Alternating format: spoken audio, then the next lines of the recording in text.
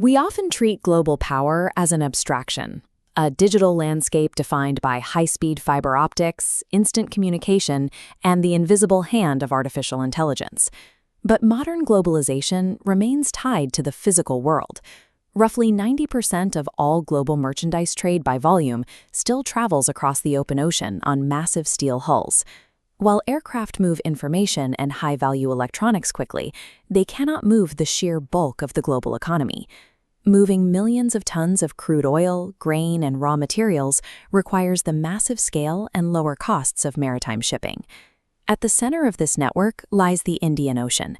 It covers 70 million square kilometers, serving as the indispensable bridge connecting the manufacturing centers of Asia with markets in Europe, Africa, and the Middle East.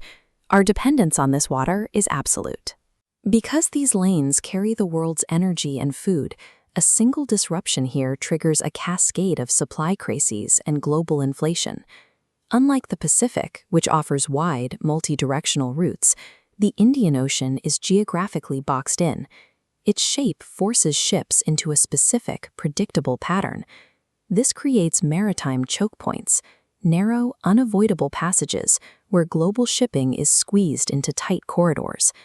Geography dictates that whichever nation possesses the naval strength to secure these specific bottlenecks holds ultimate leverage over the global economy. In 1890, American naval strategist Alfred Thayer Mahan articulated the principle that still guides global navies. Commerce creates wealth, and navies protect that commerce.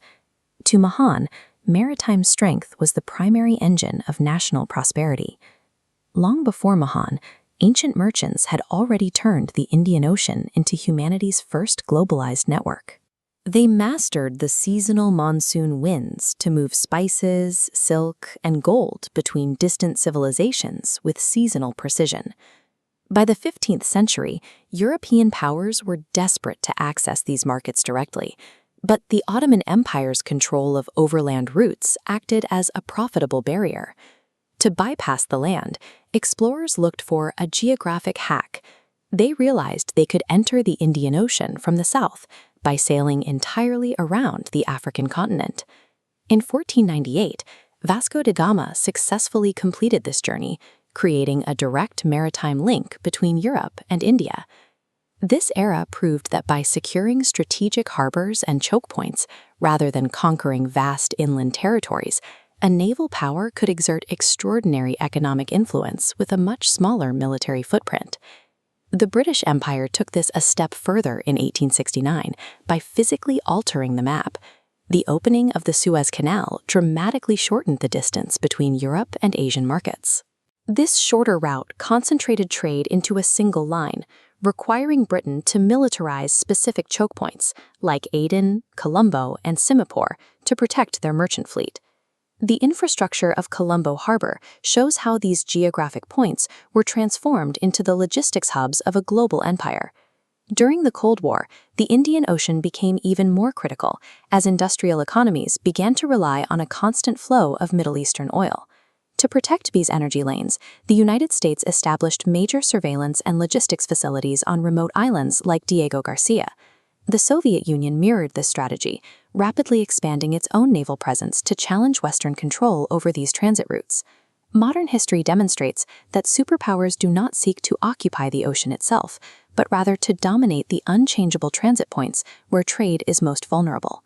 In the late 20th century, the center of gravity for global manufacturing shifted.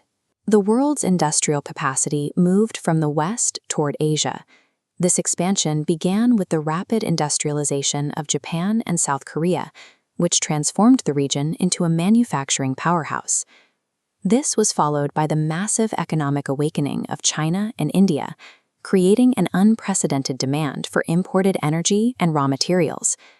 This shift triggered an explosion in maritime traffic, driving global container shipping to record levels across the Indian Ocean. Today, the Indian Ocean functions as the active engine room of the global economy, supporting the most significant commercial network in human history. Beneath the thousands of ships carrying physical cargo, the seabed holds a second, hidden layer of strategic value. The vast majority of our digital communications and financial transactions are physically carried by submarine internet cables, laid directly on the Indian Ocean floor. These digital arteries are physically constrained by the same ancient geography as the ships. They converge and squeeze through the exact same choke points used by spice traders centuries ago. Even in an era of artificial intelligence and instant data, oil pipelines cannot replace the sea, and massive cargo ships cannot teleport. Because physical geography remains absolute, the nations that successfully secure these specific Indian Ocean choke points will dictate the economic and political reality of the 21st century.